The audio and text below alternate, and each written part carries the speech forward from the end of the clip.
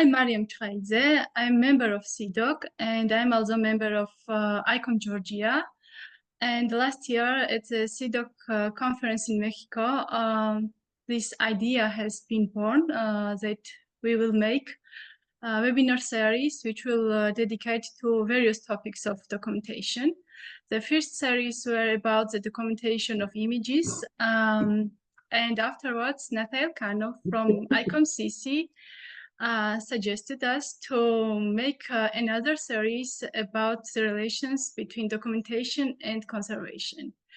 Our speaker today will be Claudio Molina Salinas, and as I don't speak so good Spanish, I'll give floor to Nathael, who will introduce you this session and our speaker. Thank you. Gracias, Mariam. Bienvenidos a todos en esta primera sesión de la nueva serie de CITOC Webinar Documentar es Conservar, el cual tiene como objetivo presentar las mejores prácticas sobre la documentación de colecciones en museos. En estas 3 sesiones discutiremos aspectos del vocabulario, el manejo de datos y los sistemas de información actuales para la documentación de objetos, en las cuales se abordan los procesos de investigación y conservación de los mismos. El objetivo es también centrarnos en conservadores iberoamericanos, con el fin de ofrecer una plataforma de diálogo, intercambio y propuestas de documentación para y desde la conservación de colecciones. Por lo tanto, estas sesiones son en español e inglés. Claudio es del Instituto de Investigaciones Estéticas de la Universidad Nacional Autónoma de México. Es doctor en lingüística por la universidad, por esta misma universidad, con intereses de investigación relacionados con el estudio y la descripción de la terminología patrimonial, la lexicografía especializada y los lenguajes documentales. Adelante, Claudio, la sesión es tuya. Muchas gracias por acompañarnos en este día. Muchas gracias. Bueno, vamos a, si les parece, vamos a agradecer a Mariam, a Nathael, a Edurne por invitarme a platicar pues unos minutitos. Yo tengo pensado que preparé unas 30 diapositivas que tendrían que pasar muy rápido y a lo mejor esas 30 diapositivas nos pueden tomar unos 20 o 25 minutos y el resto de la sesión podríamos plantear algunas preguntas y pues estas preguntas discutirlas más que en un tono vertical, es decir, de la audiencia hacia mí, más bien podríamos hacerlo en un tono horizontal para que podamos sacar conclusiones generales, enriquecer nuestros puntos de vista, plantearnos algunos desafíos, etc. Entonces vamos a hacer esto. Les voy compartiendo mi pantalla. Supongo que ahí deben de ver ustedes un huracán. Y si es correcto, ahora vamos a poner nuestras diapositivas. Si no pudieran ver, si no hay algún problema, por favor, interrúmpanme y díganme. Comienzo con la presentación. Bueno, quiero hablarles de algunos aspectos generales de los vocabularios y entre corchetes pongo para catalogar el sector cultural, es decir, quisiera centrarme específicamente en el área que nos interesa a nosotros. Como contexto general e hipótesis de trabajo, les presento esta famosa pirámide de Akov, que pues en general se presenta en contextos para hablar de cómo se construye el conocimiento.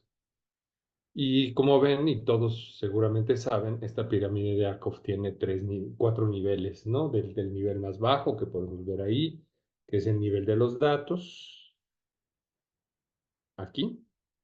Los datos, cuando están contextualizados, conforman informaciones. La información, cuando es procesada por un ser pensante, se convierte en conocimiento y el conocimiento permite anticipar cosas hacia el futuro y tomar decisiones relevantes con base en lo que ya pasó en el pasado. Digamos, de forma práctica, les presento este ejemplo. Lo que ven ustedes a su derecha, a la derecha del monitor, es una representación de todos los términos que se encuentran dentro de una base de datos relativa al arte popular de México. Y fíjense cuáles son los elementos más prominentes de esta representación. Tenemos el caso de máscara, que está aquí. Ahí lo ven con mi puntero. Y arriba tenemos máscaras en plural, singular y plural, singular y plural. En aislamiento, máscara y máscaras parecerían un error en la base de datos, una inconsistencia. Son simplemente datos, fuera de contexto. Tenemos algunas repeticiones, por ejemplo, Michoacán y acá Michoacán, porque uno está en mayúsculas y otro no, porque se habla de danza, industriales, pintada, etc. Cuando nosotros contextualizamos estos datos, pasan de ser simplemente palabras en aislamiento y sin sentido a convertirse en terminologías portadoras de significado y relevantes para la construcción del saber. Fíjense, esta es la base de datos que se ve en un formato tabular. Entonces tenemos aquí, por ejemplo, en la línea superior, tenemos la especificación o el tipo de dato que se sanciona en esta base de datos. Tenemos Museo Nacional de Culturas Populares, un identificador, tenemos otros números de identificador, cuántas piezas tiene, y luego tenemos máscara en singular, que es el tipo de objeto, pero la colección se llama máscaras. De tal forma que lo que habíamos visto acá, que parecería un error dentro de la base de datos, no lo es. Tiene todo sentido, ya que se sanciona en plural en el nombre propio de la colección a la que pertenecen todos estos tipos de objetos. Hasta ahí eh, podemos ver entonces la diferencia de tener un dato en aislamiento y un dato con un significado, con una trascendencia semántica. El siguiente paso El siguiente paso tiene que ver con la creación del conocimiento, es decir, cuando todos estos significados tienen sentido, cuando estos datos y esta información tienen sentido y la podemos interpretar y darle significados específicos. Como ustedes pueden ver, los tipos de objetos suelen tener,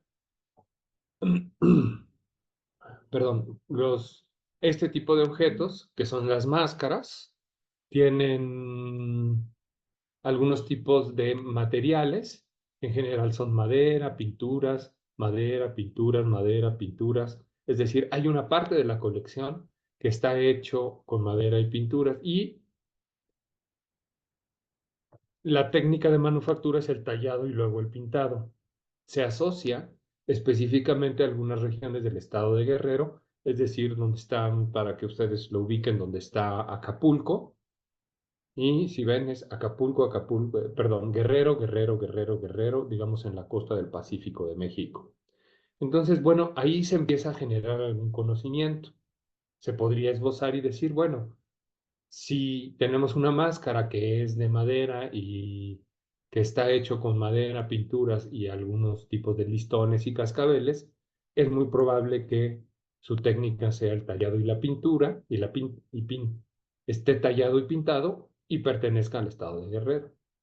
Con base en este conocimiento que se puede llegar al siguiente nivel, que es la sabiduría, y es decir, empezar a anticipar cosas.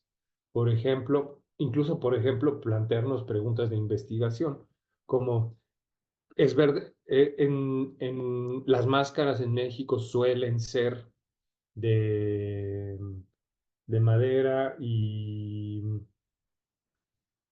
pintadas a mano, siempre que sean del estado de Guerrero, y preguntarnos si solo en el estado de Guerrero hay otras regiones en México donde se sigue esta tradición de manufactura y materiales, y de ahí pues digamos anticipar hacia el futuro algunas cuestiones o elementos de investigación, o incluso pues lo que nos interesa, por ejemplo, tener algunas estrategias específicas de conservación dependiendo de los tipos de objetos que hay en cada región del país. Ajá. Bueno, este es el ejemplo de cómo la, la pirámide de Akov se puede aplicar al tratamiento de algunas bases de datos y hablando específicamente de su preservación. Pero no es la única forma. Otra forma posible sería esta, que es de gran interés. Es decir, nosotros podíamos lograr integrar también bases de datos de diferentes agentes del sector cultural a través de la normalización de nuestras bases de datos. Y podríamos, por ejemplo, anticipar cosas como, es cierto que en el Museo Nacional de Culturas Populares tenemos esta colección de máscaras, pero también en el archivo X tenemos una serie de descriptores, de objetos descriptivos de estos tipos de colecciones. Y en galerías, por ejemplo, tenemos tenemos otro tipo de objetos que están a la venta y que son de la misma clase que los que están en este museo. Incluso en las bibliotecas podemos encontrar algunas publicaciones que describen a este tipo de objetos y a este tipo de textos y a este tipo de elementos que se encuentran en galerías. La integración de esta información podría ser, como vemos aquí en la diapositiva, puede ser supervisada, es decir, que un individuo, cada uno de nosotros diga, bueno, es de mi conocimiento que esta publicación de este archivo se relaciona con este tipo de objetos, pero también se puede hacer no supervisado, es decir, que un sistema de cómputo establezca estas relaciones de manera autónoma. Para eso, la aspiración es utilizar estándares de catalogación de los objetos. Y aquí, por ejemplo, vemos un mapa publicado por Reilly en 2010, donde dice, bueno, existen todos estos estándares de catalogación del patrimonio, dependiendo del sector, de la temática, del propósito, de su función, tú puedes preferir algunos de estos. Miren, por ejemplo, en este sector, en esta parte, están los que deberían de preferir para las bibliotecas, por ejemplo, o los museos, ¿cuáles serían? Si nos aproximamos y lo vemos más cerca, ¿cuál sería el control de autoridad, el control de vocabularios más comúnmente usados en museo? Como pueden ver, está las siglas AAT, que se refiere al tesauro de arte y arquitectura. Y en esa dirección vamos a hablar de esto, ¿no? Aquí tenemos algunas otras formas de clasificar a los estándares. Y cuando hablamos de los estándares, es imperativo ver esta tabla que es ampliamente citada y decimos, bueno, los estándares podrían dividirse en tres clases, ¿no? En dos, y con una excepción. Bueno, vamos a revisar, ¿no? Primero, tenemos algunos estándares que sirven para museos, para bibliotecas o para archivos, que le dan la estructura a los datos. Estos podrían verse como una analogía con un recipiente de vidrio o una botella, una garrafa. Digamos, ese es el repositorio, el cajón en el que pueden estar las informaciones. ¿Con qué vamos a llenar estas informaciones? Bueno, digamos, una aproximación, dos datos, una serie de reglas.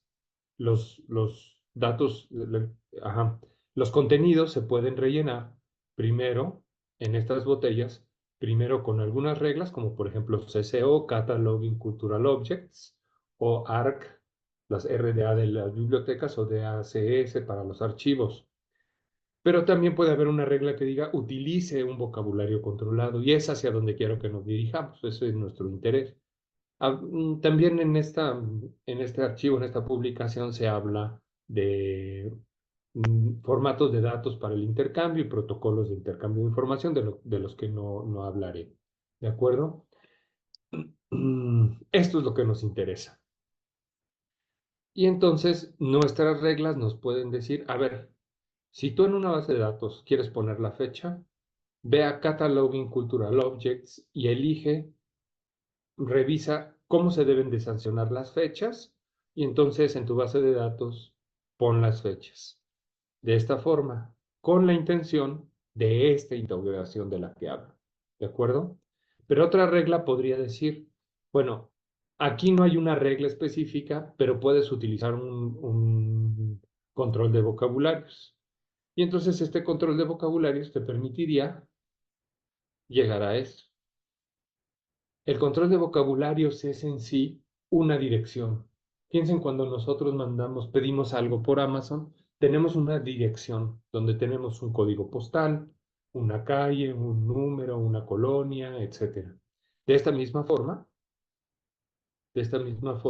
los controles de vocabularios constituyen una dirección que puede dar a un investigador o a alguien en particular información sobre los objetos. Entonces podemos decir, la muchacha del collar de perlas de Vermeer, ¿no? Me interesa. Y con esa misma dirección y con esa misma descripción, decir, oye, está en este museo, ¿eh? Ojo, aquí lo estamos ubicando, pero en tal archivo existen tales documentos que ustedes pueden revisar. Ah, y en tal biblioteca tenemos todas estas publicaciones relacionadas con este objeto. Eso es una realidad, eso pasa hoy en día y esa es la aspiración de trabajo de aquí en adelante, en el futuro, ¿no? Ahora, para lograr esto, pues ya hablamos que se requieren de reglas, pero también se requieren de vocabularios controlados. Esa es la tarea, ese es el desafío.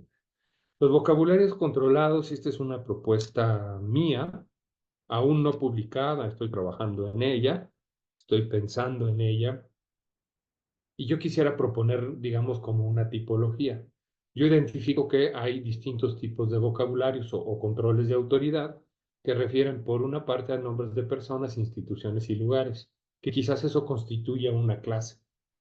Tenemos temas que quizás constituye otra clase y en su mayoría tipos de objetos, materiales, técnicas y algunos otros terminologías presentes en las bases de datos o requeridas para las bases de datos. Si nosotros reorganizamos esta tipología, podríamos ver esto de esta forma. Tenemos tipos que son nombres propios de personas, instituciones y lugares. Y si revisamos un poco revisamos un poco el estado de la cuestión, por lo menos para el español, y y en el caso de América, es muy usual utilizar, por ejemplo, ULAN, Union List of Artist Names, y tenemos aquí, por ejemplo, una captura de pantalla donde vemos Frida Kahlo.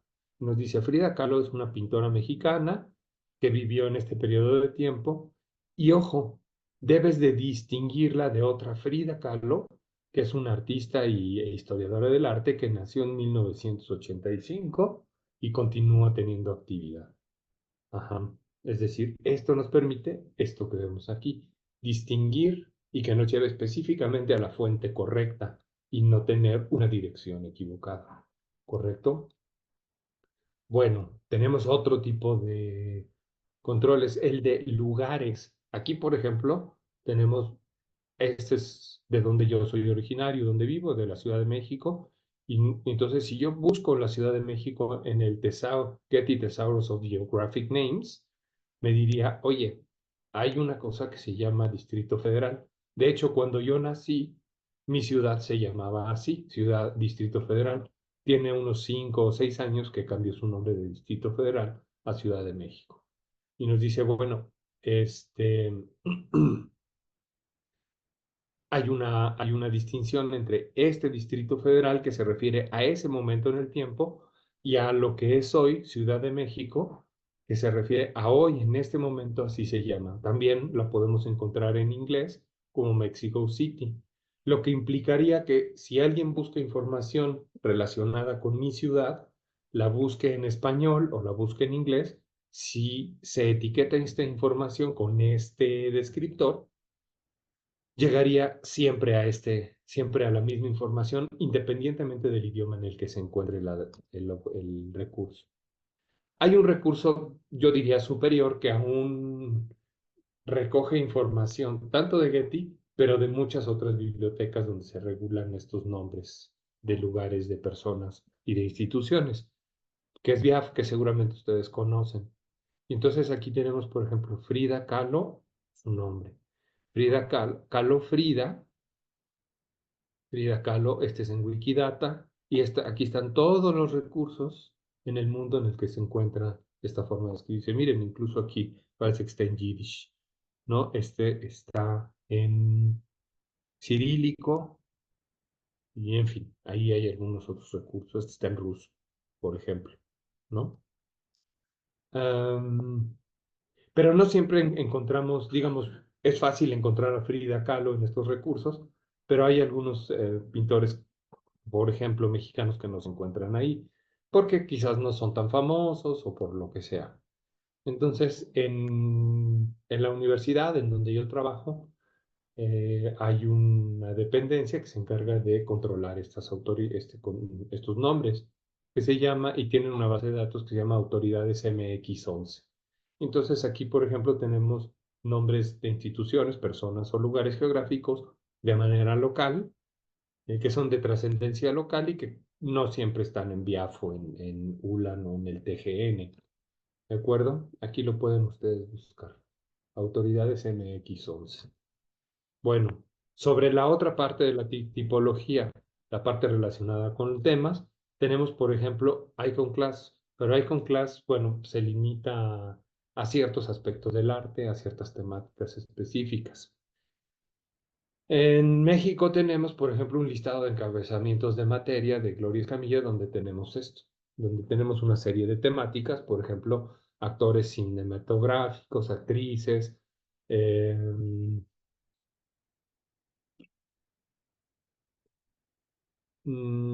acusaciones, acupuntura, es decir, aculturación.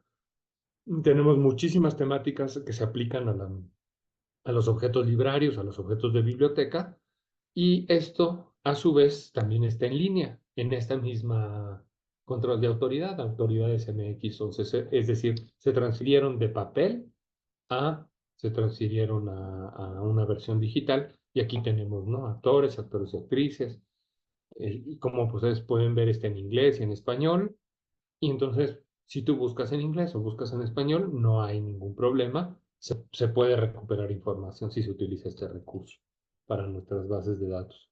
Bueno, por último, lo que yo he llamado términos genéricos, y tal como les advertí hace rato, esto es solo un adelanto de algo que estoy pensando, ¿no? Entonces, a lo mejor podemos buscar un mejor nombre para términos genéricos, donde tenemos objetos, materiales y técnicas. Y nosotros, pues, tenemos, por ejemplo, algunos proyectos de orden internacional. Por ejemplo, los colegas chilenos han desarrollado los términos genéricos, el tesauro regional patrimonial.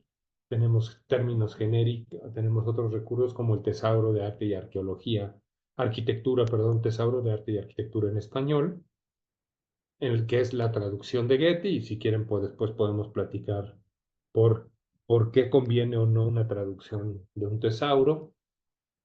Tenemos términos originalmente, instrumentos originalmente generados en español.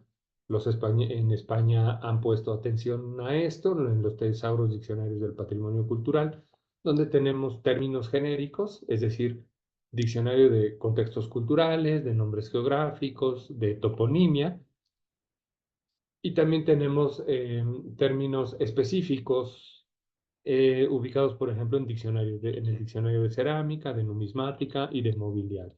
Tal vez algunos de estos términos genéricos podrían incluirse en nombres de personas, tal vez otros en temáticas también. Bueno, y por último tenemos un enorme recurso que se llama Wikidata, que en general tiende a ser un concentrador de todos los anteriores. Entonces, no es mejor por tener una mejor metodología o por tener es decir, lo que lo hace un gran recurso es que está conformado de muchos y muy grandes proyectos de control de vocabularios. Por último, en la presentación del curso, en el abstract de este encuentro, se planteaban algunas ideas. Yo quisiera que a partir de estas ideas, cada quien seleccione alguna que le llame la atención y nos preguntemos y tratemos de construir ideas a partir de esto que se ha dicho en el abstract. Es cómo garantiza la adopción de estándares CIDOC y de vocabularios adecuados una documentación confiable y consistente en los museos. Esa podría ser una idea de la que podríamos ahondar. 2. ¿De qué manera el uso del inglés como idioma común facilita la colaboración internacional, el intercambio de datos y la accesibilidad de los museos? 3. ¿Qué riesgos plantea la globalización para la preservación de las lenguas locales y sus descripciones en la documentación museística? 4. ¿Cuáles son los desafíos específicos que enfrentan los países iberoamericanos en cuanto al vocabulario utilizado en la documentación museística? Y número 5. ¿Cómo se pueden abordar estos desafíos y mejorar las prácticas de documentación para promover la conservación del patrimonio cultural en los países latinoamericanos? Y bueno, esencialmente, por mi parte, tal como les había mencionado, pues yo iba a hablar unos 25 minutos y después podríamos platicar de este tema tan apasionante, si están de acuerdo. Dejo de compartir mi pantalla.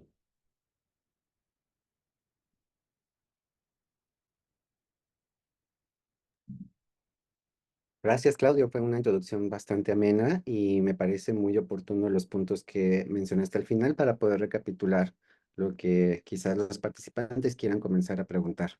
Em, en lo que preparan las participaciones, quisiera también comenzar que justo uno de los trabajos que hemos estado gestionando es la participación entre diversas instituciones, especialistas y por supuesto entre cruzamiento de idiomas, ¿no? No solo por el inglés, sino que también en español pueda ofrecerse una oferta para los especialistas en Iberoamérica y que bueno, en definitiva, en el inglés encontramos pues un idioma mucho más internacional y con unos recursos más amplios, pero que quizás tendríamos que considerar cómo es que el reto de tener en español pueda ser también una oportunidad de trabajo y especialización para Iberoamérica. Si alguien quisiera comenzar a participar.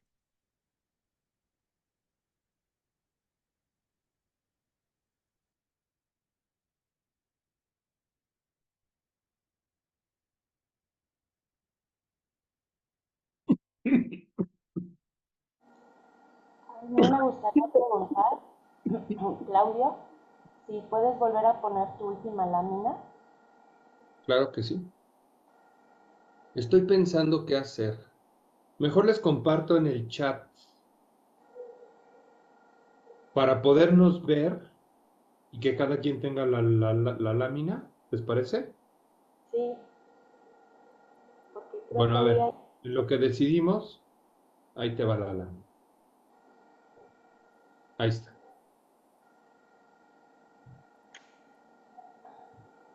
¿La estás viendo? Estoy viendo aspectos generales de los vocabularios. Perfecto. Entonces vamos a la última lámina. Ándale. ¿Cómo garantizar la adopción de estándares? ¿De qué manera el uso de inglés como idioma facilita la colaboración? ¿Qué riesgos plantea la globalización? ¿Cuáles son los desafíos específicos? ¿Y cómo se pueden abordar estos desafíos, ¿no? Quizá ahí tenemos 34 personas en línea y seguramente hay muchos especialistas que no sé si quieran conversar sobre esto, ¿no? Ya sea sobre los desafíos o el tema de la globalización y trabajar con vocabularios que universalizan, pero que también tenemos que particularizar nuestras necesidades, ¿no? Entonces esa sería como la... Tú en tu trabajo, Claudio, ¿qué has visto, ¿no? Sobre los retos que presentan las personas que trabajan con vocabulario. Pues hay un estado del arte interesante, que es que en general la comunidad identifica que es un problema, pero tal vez sientan que supera sus capacidades y entonces todo el mundo señala, es muy importante, o no, Nat, todo el mundo dice, no, es bien importante controlar los vocabularios, pero solo se queda, se queda en ese punto de decir, no, pues alguien lo tiene que hacer, ¿no? Y bueno, pues ahí hay un par de personas interesadas en hacerlo. Sí. Bueno, pues, ajá, Liliana, por favor. Ujú. Ay, perdón, bueno, soy Liliana Montañez del Hola. Museo de Historia Natural y Cultura Ambiental de aquí de la Ciudad de México. Hola, hola. Y bueno, yo me encargo de hacer pues una base muy sencilla de datos en Excel con la información básica pero de colecciones de exhibición, no de colección científica, porque tiene otras necesidades de información.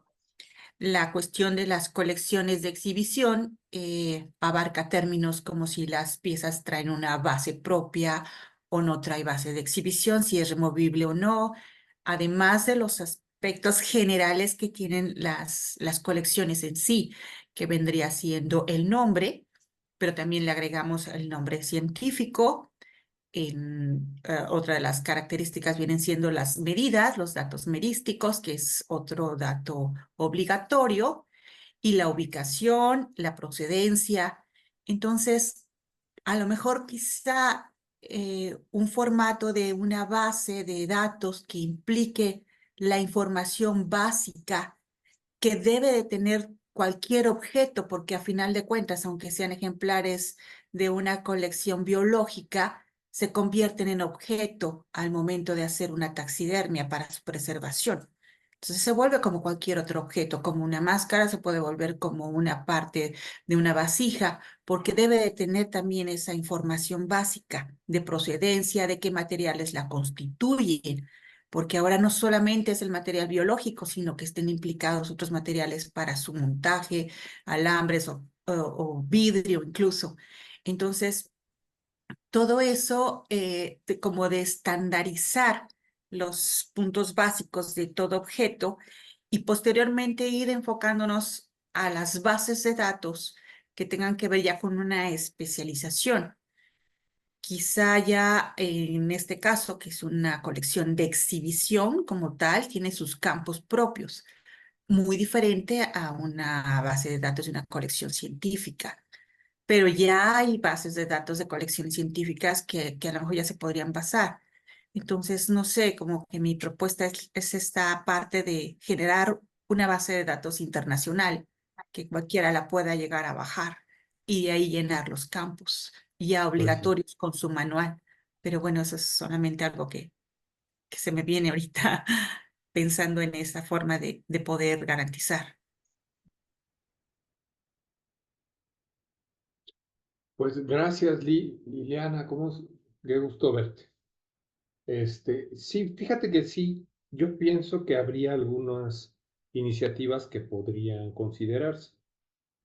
En las últimas semanas hablamos, por ejemplo, de Object ID, que podría ser digamos, un modelo que pues, se podrían adoptar para la creación de una base de datos como la que tú estás haciendo. Sin embargo, también entiendo que, mira, el problema es que toda actividad humana e incluso no humana implica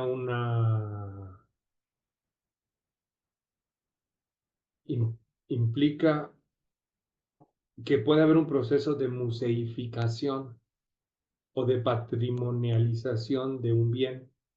Es decir, justo hace unas semanas estuve en tu museo, fui el domingo a hacer algunas cosas y bueno, pues hay un escarabajo que es parte de nuestro patrimonio. Pero en cómo se puede comparar ese escarabajo en términos de una comparación con las dos Fridas o la giganta. Digamos, pues que sí son un tipo de objeto, pero ¿te suena que podríamos tener eh, una técnica de manufactura de una tarántula o de una escarabajo? A lo mejor ese podría ser un elemento de información que tendrías que obviar, que omitir. Los materiales de manufactura de una pintura, pues podrían ser una lámina de cobre o masonte, o en fin. Pero hay materiales de manufactura de un escarabajo. Es un asunto conceptual muy delicado. Entonces, quizás la aspiración que quiero decir con esto que te estoy diciendo, sí podría haber un intento como Object ID de tener un modelo que sirva para todos, pero a lo mejor también habría que considerar, y eso es una pregunta que deberían de resolver los especialistas en la catalogación de objetos, es si un modelo local o un modelo, no un modelo local, sino un modelo adecuado al tipo de objeto o incluso al dominio en el que se genera este tipo, pues valdría la pena adoptarlo. Es decir, a lo mejor un estándar como, creo que para objetos de historia natural hay algo que se llama Darwin Core. Entonces, a lo mejor ese es el tipo de estándar que deberías de adoptar para darle forma a tu base de datos. En fin, es solo estamos platicando, ¿no?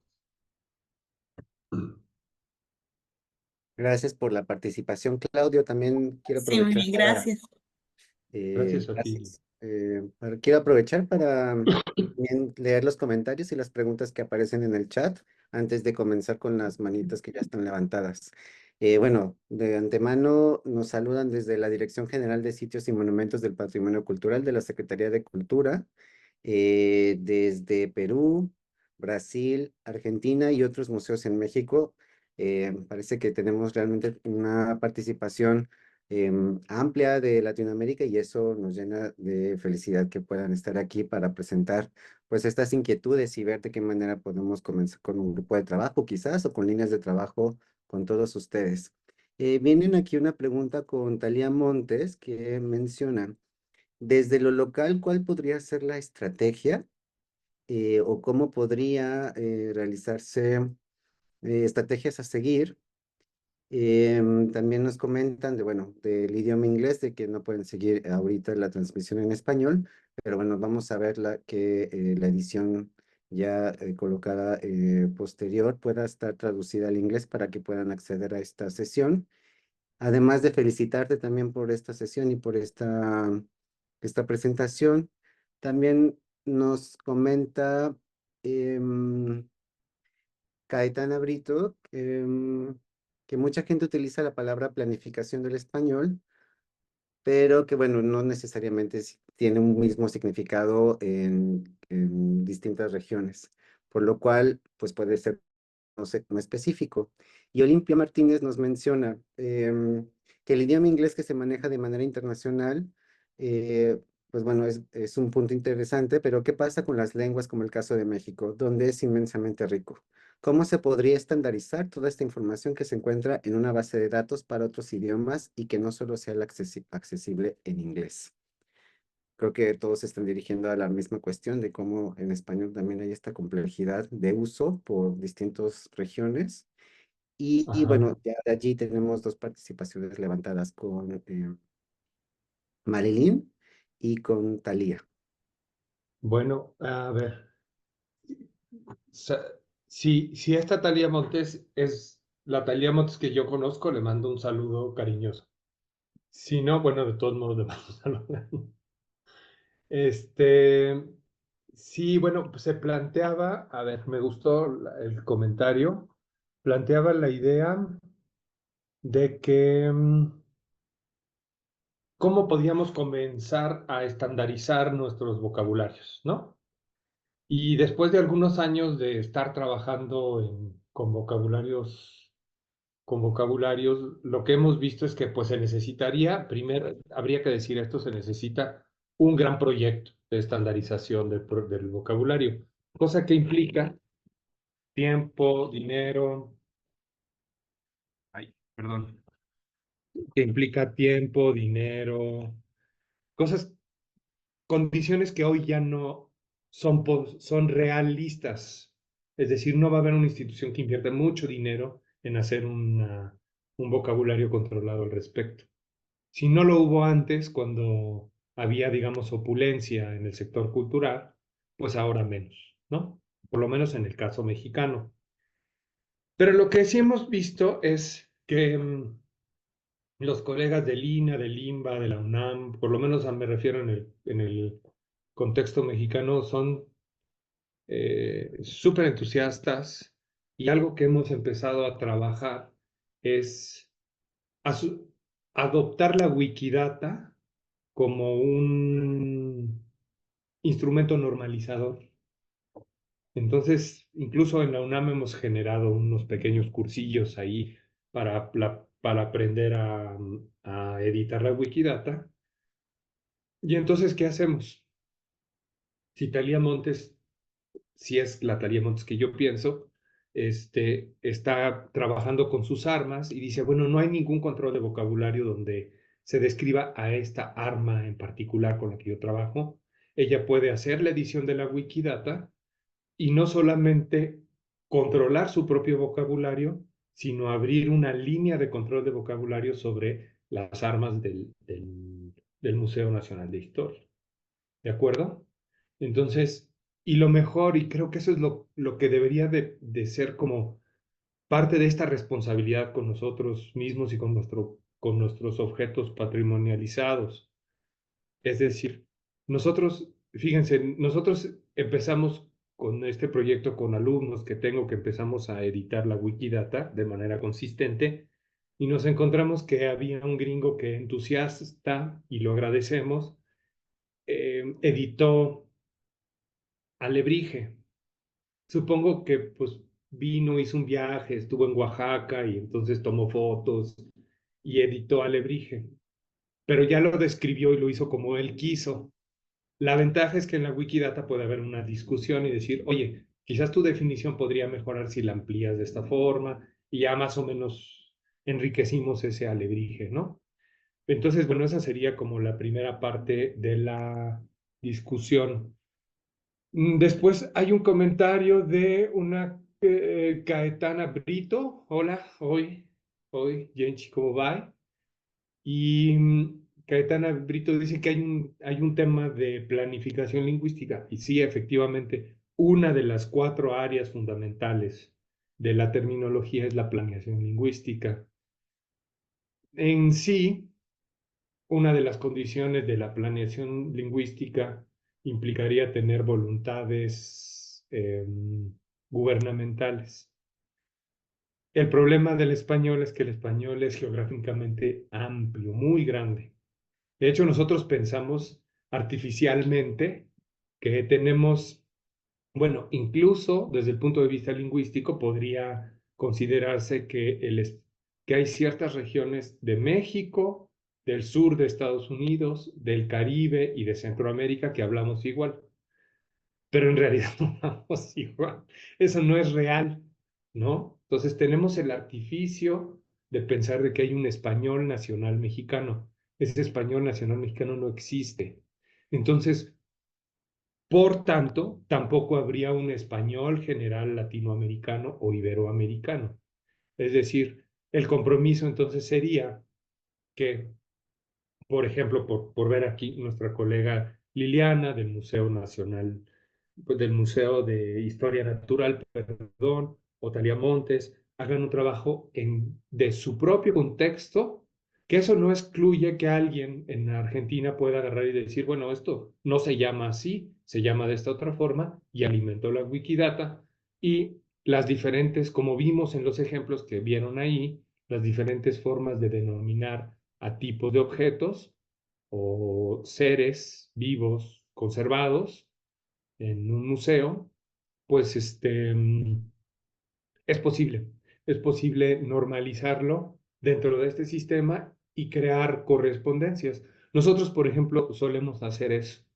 En nuestro proyecto solemos decir, bueno, es de nuestro conocimiento que nosotros le decimos al óleo sobre tela de tal forma, pero sabemos que en España le dicen de tal otra forma. Entonces, lo que hacemos es nosotros creamos esa relación para establecer, digamos, correspondientes entre terminologías también. Y creo que con eso respondimos las 3 preguntas, ¿cierto? Sí, y Marilyn tiene la mano levantada. Adelante. Hola, buenos días a todos. Es un gusto encontrarlos por aquí. Hola. Yo la verdad, me quedé un poco eh, curiosa de la apertura de la conversación porque justo la reflexión, ¿no? De que todo mundo sabemos que es importante hacerlo y que hay que hacerlo, pero la cuestión realmente es el cómo, ¿no? Yo más bien quisiera preguntarles, cómo ven, digamos, los liderazgos, porque realmente estas grandes iniciativas que requieren además como la colaboración de muchas instituciones, tanto a nivel nacional como a nivel internacional, o sea, dónde se están dando, quiénes los están promoviendo y hacia dónde se están moviendo. Y también me pregunto cuáles son como, o podrían ser los sesgos de interés, ¿no? A mí la cuestión del inglés me parece muy interesante en el sentido de que es muy posibilitadora, porque ciertamente hoy en día es la lengua de comunicación, pero por otro lado, me parece que tiene eh, esta presunción detrás de que todo es completamente traducible, ¿no? Cuando hay palabras que son realmente únicas. Entonces, más bien, tengo curiosidad de saber si hay una iniciativa en la que haya una promoción del uso, sí, del inglés, pero también un reconocimiento de lo que se aporta en lenguas, no solo, digamos, nativas, sino de manera muy locales, ¿no? O sea, una madera puede tener su nombre científico, pero puede tener un nombre popular, digamos, en el español nacional, que es un ideal, y también puede tener denominaciones locales en distintas regiones, ¿no? O sea, y que es un nivel de reconocimiento también de los términos muy amplio. Entonces, o sea, me pregunto y les pregunto, porque son, digamos, ustedes los especialistas en el tema, en dónde están esos liderazgos, ¿no? A lo mejor podría parecer un poco obvio que en el Getty, pero en el Getty también me imagino que tienen sus intereses, ¿no? O sea, pensando, por ejemplo, en el patrimonio hispanoamericano, bueno, ¿dónde están los liderazgos, no? Yo les cuento que también, o sea, incluso nosotros, sector cultura, tenemos distintos lenguajes, ¿no? O sea, no necesariamente compartimos los mismos vocabularios, ¿no? Incluso dentro del INAH, por ejemplo, les puedo decir que la Coordinación Nacional de Conservación de Patrimonio Cultural tiene una lista de vocabulario para bienes sacros que es distinta a la lista de vocabularios que tiene la INCRIM, por ejemplo, ¿no? O sea, solo por mencionar dos instituciones. Sí. Entonces, un poco cómo, o sea, cómo, y además estamos en un tiempo en que no hay recursos para eso, ¿no? Entonces, cómo promover acciones, a qué liderazgos buscamos, ¿no? Para, digamos, encaminar nuestros procesos y nuestros esfuerzos como con un esfuerzo mayor que sí nos lleve a otra cosa, ¿no? Entonces, eso por un lado. Y mi otra curiosidad es qué tan cerca o qué tan lejos estamos de, digamos, en comunicación de lo que ya que ya hicieron los tesauros de patrimonio español, porque bueno, finalmente mucho de nuestro patrimonio, una parte importante es compartida, ¿no? Entonces, bueno, les dejo mis amplias curiosidades. Muchísimas gracias por sus aportaciones. Gracias, Marilyn. Bueno, a ver, voy a dar un par a presentar un par de ideas y después, pues si alguien sabe, podemos ampliar y decir. Los mexicanos tenemos como todos ustedes saben, los mexicanos tenemos ciertas expresiones que suenan hasta anómalas para otras variantes del español. Nosotros decimos cosas como, por ejemplo, veo aquí a César. César, mi casa es tu casa. Él entiende que mi casa siempre va a estar abierta para él, pero en realidad mi casa solo es mía y solo me pertenece a mí. ¿Qué quiero decir con esta forma en la que culturalmente los mexicanos y a lo mejor muchos latinoamericanos hemos sido educados? Nosotros no tenemos que controlar los vocabularios de César en Perú. Es él el que tiene que encargarse. Se es muy loable que nosotros nos encarguemos de lo nuestro, más lo de él, más lo de todos. Pero si atomizamos las tareas y solo me encargo yo de los míos, de los 8 términos que yo uso y los pongo en un lugar donde todo el mundo pueda utilizarlos si los necesita, como la Wikidata, esa puede ser un principio de solución. Y entonces con esto quizás yo podría responder. ¿Cuál es la autoridad que está impulsando esto?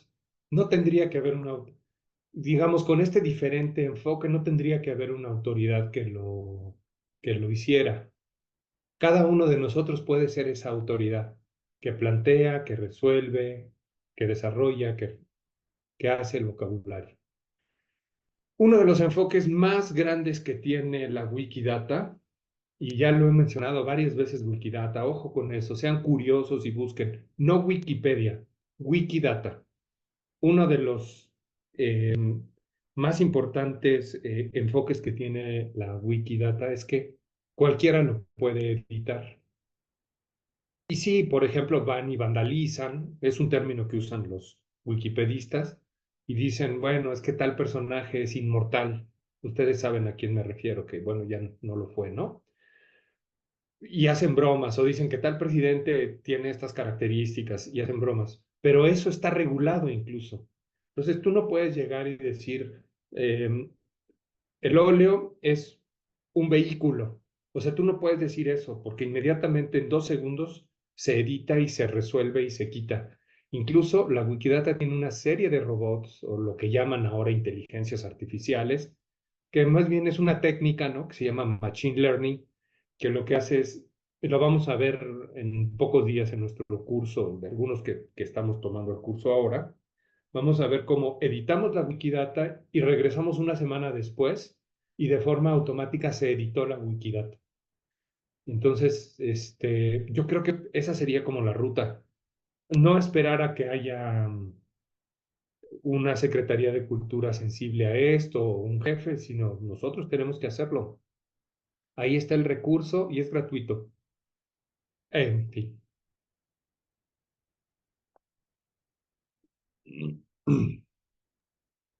Gracias, Claudio. Justo en esta cuestión de que cada persona puede convertirse en una autoridad, finalmente con las primeras diapositivas que mostraste son como los mecanismos de los cuales uno podría tener de referencia para poder hacer este trabajo, pero aún así necesita también más capacitación. Este tipo de webinar, al fin y al cabo, es una introducción y presenta como una invitación para quienes estén interesados a, pues, especializarse, porque definitivamente una sesión no resuelve todas estas inquietudes para seguir el paso a paso de cómo usar un vocabulario normalizado o cuáles serían las referencias más adecuadas entre un tesauro, si bien que puede servir el de España o a veces la traducción que hicieron en Chile. Hay otras herramientas que también son necesarias tener en cuenta, donde además de hoy te pueden encontrar o donde más se puede tomar pues este seminario, ¿no? Bueno, yo lo tomé contigo hace ya bastantes años y me queda muy claro que no solo se resolvieron, que no se resolvió en una sola sesión, pero quizás sea oportuno también mencionar que, bueno, también esto es un trabajo de especialización que conlleva más tiempo. Y antes de otorgarte la palabra, aquí hay otro mensaje de Thalía, que si esto podría ser desde CIDOC y ICOM Conservación, y bueno, por tanto también desde la Mesa Mexicana de Conservación del ICOM México, un regulador o acompañamiento en el trabajo con la Wikidata.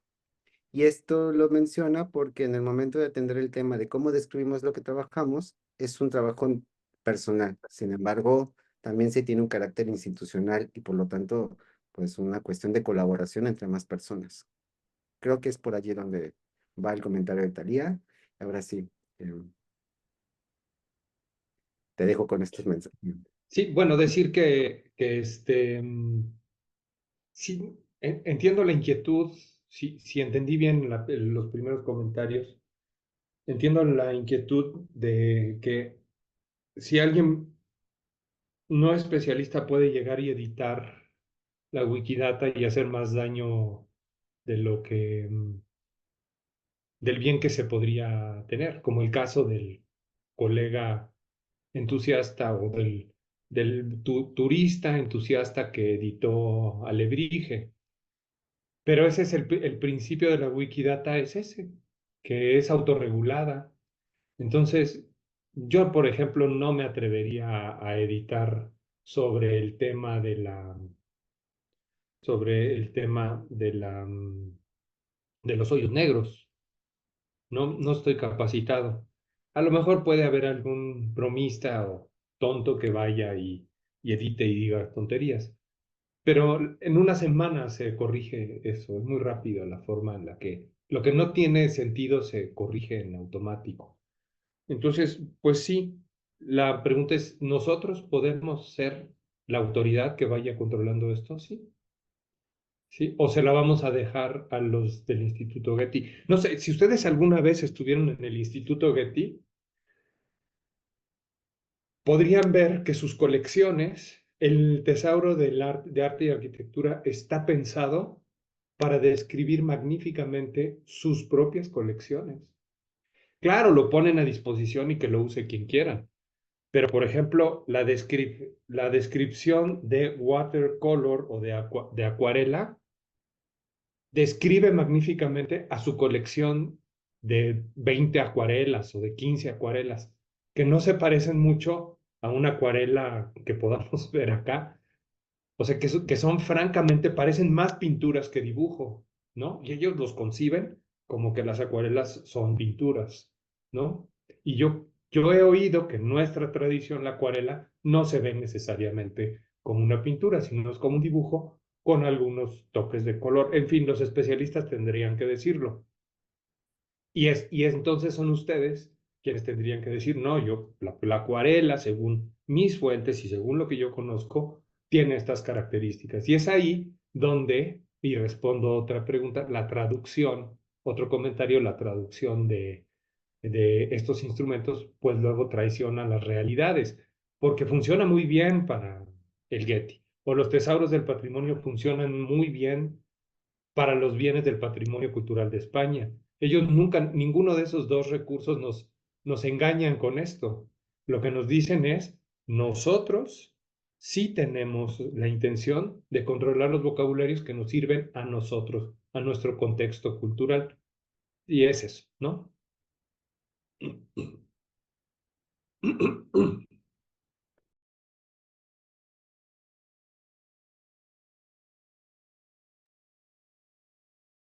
Bien, y siguen enviándote saludos y agradecimientos por esta sesión. Bueno, incluso ya comentaron de cómo se llama específicamente el estándar de colecciones científicas, el Darwin Core, y bueno, incluyen, Sí, se llamó Darwin Core, sí era el correcto. Ok.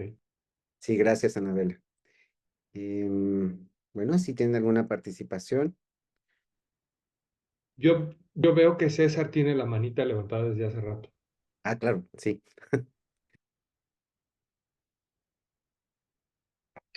Hola Claudio, ¿qué tal? ¿Qué tal? Buenos días con todos.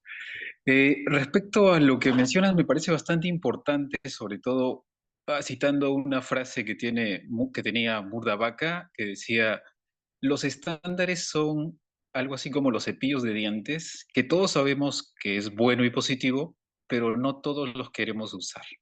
¿No? O sea, desde esa línea, todos sabemos que es importante, pero nos cuesta un poco esa línea, esa curva, perdón, de aprendizaje, de poder conocer todo este panorama que nos dice Jane Rayleigh en el año 2007, que más de 100 estándares, y los agrupa por tipo, por propósito, etcétera. Es una publicación que sí, cuando alguien quiere entrar al tema de usar algún estándar en particular, podría revisarla para poder decantar un poco para qué me puede servir uno u otro estándar.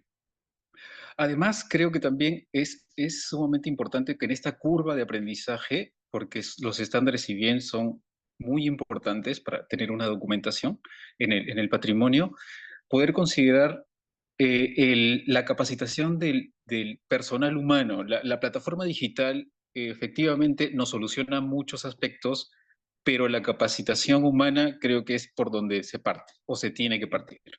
Y creo que una forma que mencionaste, Claudio, esta aspiración de poder relacionar objetos que se encuentran en un museo, en una biblioteca, en un archivo, parte precisamente por esa herramienta que el CIDOC la plantea como el modelo conceptual de referencia o el CIDOC CRM, la cual ya pasa de años atrás, que en el 2000, los 90, principios del 2000, trabajaban con bases de datos relacionales, etcétera, categorizando la estructura de nuestros datos en columnas y filas, a otro tipo, la cual ya es las bases del conocimiento, que establecen ya relaciones, este mapa bastante, bastante interesante en cómo se relacionan todos los componentes y precisamente parte por comprender el uso de las ontologías, etcétera, y también por considerar, si bien hoy en día, efectivamente, aquí en Perú estoy seguro que muchos usamos, y yo también uso, y categorizo mis datos en columnas y filas, es lo que tengo, es lo que me usa, es lo que me está resolviendo las cosas, pero parte también por considerar cuáles son mis límites, cuáles son los límites de expresividad que tienen mis bases de datos actuales. Es lo que tengo y cuáles son mis límites y qué quisiera llegar a poder expresar. Y es precisamente lo que me puede dar la aplicación de acá a un futuro, esperemos no tan lejano, de estas ontologías dentro de la construcción de estos elementos. Y un tema importante que mencionaste en el uso de Object ID, efectivamente es bastante potente en cuanto a poder identificar objetos para pérdida o robo, entre otras cosas, y es efectivamente bastante general, y lo cual nos permite describir muchas cosas, pero podemos perder especificidad, algo así como en Dublin Core, ¿no? Dublin Core nos puede servir para describir casi todo en la web, pero perdemos especificidad y se puede complementar con otras herramientas que el CIDOC precisamente las plantea en el CIDOC Guidelines, que son estas 22 categorías de descripción de patrimonio, perdón, 22 grupos con 74 categorías que también se encuentran en la página web de CIDOC. Bueno, muy agradecido por tu presentación, Claudio.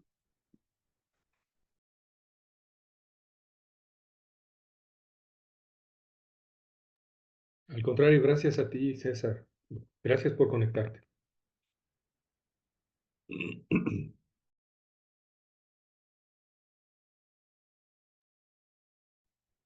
Tenemos también otro comentario de Marcela Torres, que nos comenta que ha trabajado desde hace varios años de manera independiente en una base de datos implementada en algunas instituciones culturales en México y está de acuerdo en que la colaboración ha sido clave y que bueno, que quienes trabajan en el campo se puede ir presentando una autoridad de acuerdo a las necesidades de cada región y pensar el uso y gestión de esos datos para que pasen de ser información a ser totalmente un conocimiento. Bueno, creo que hay toda una inquietud también de qué momento podría ser pasar a ser una autoridad o cuáles son también estas consideraciones de cómo usar estas herramientas.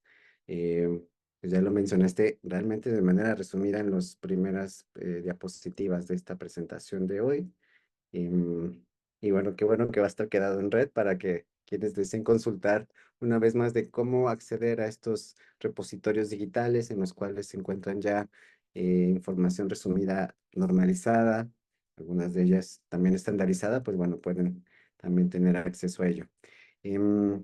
Casi nos llegamos a la hora. No sé si tengas algún comentario que darnos, Claudio, sobre la sesión de hoy. Pues agradecer a todos por estar acá, sus opiniones. Estoy viendo el chat y bueno, perfecto.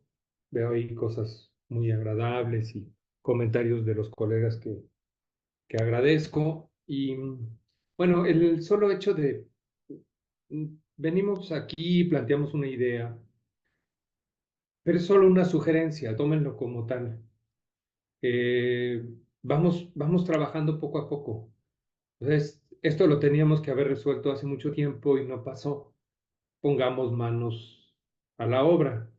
Y a lo mejor ofrecerles, si ustedes están de acuerdo, podríamos pensar a lo mejor para el otro año hacer un cursito sobre la edición de Wikidata y empezarnos a familiarizar con su, digamos, una cosa más como un taller, algo más aplicado, y podríamos ir generando una comunidad de wikidatistas que vayamos controlando nuestros vocabularios, ¿no? Si les parece, sonaría bastante bien.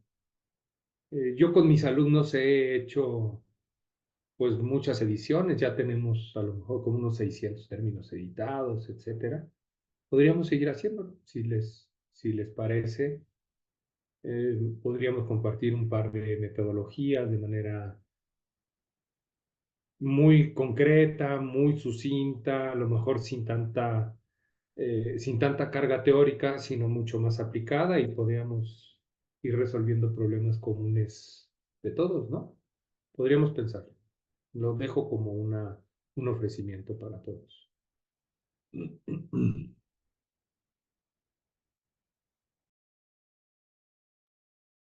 Bueno, de manera inmediata contestaron desde los comentarios que sí, estaría perfecto.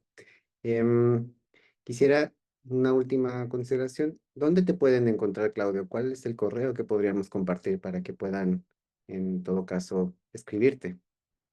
Mi correo es Claudio. Es mi nombre.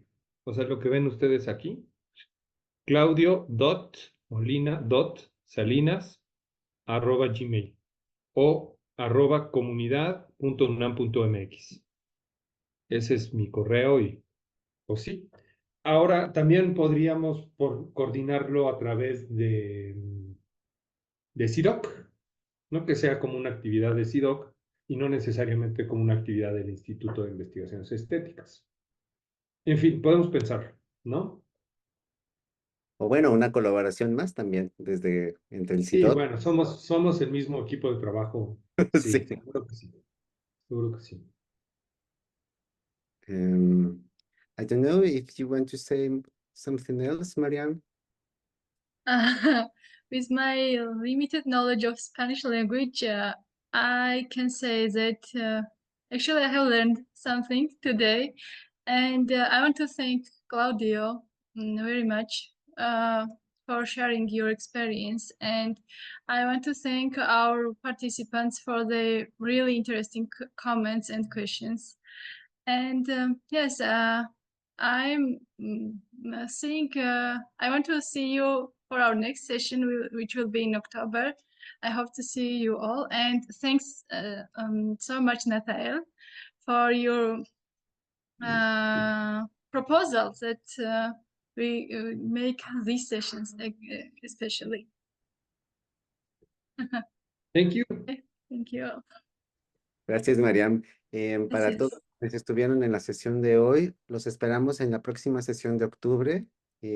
Así como Claudio, también tenemos otros especialistas que nos compartirán sus estrategias y buenas prácticas de lo que sucede con los sistemas de información y el manejo de la misma en museos.